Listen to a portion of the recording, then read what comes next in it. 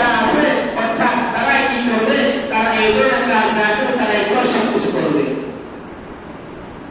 আল্লাহ রাসূল সাল্লাল্লাহু আলাইহি ওয়াসাল্লাম হাদিস শরীফে বলেন, লা ইয়াহিলু দামু মুসলিমিন, কোন ব্যক্তিকে কোন মুসলমানের রক্তপাত করা হয়ে যাবে না, অর্থাৎ তাকে হত্যা করা হয়ে যাবে না।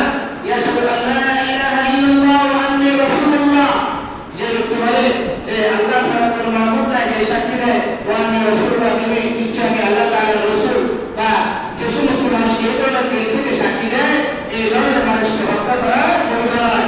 ইল্লা বিআহদা সালাহিন, তবে তিনটা কারণে মানুষকে হত্যা করা হইল। কয়টা কারণে? কয়টা কারণে? তিনটা কারণে মানুষকে হত্যা করা কি হয়েছে? বৈধ হয়েছে।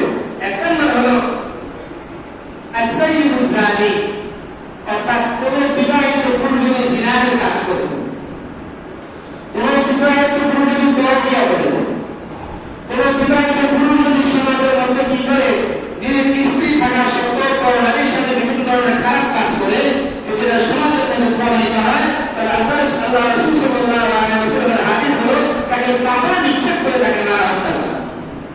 তাকে পাথর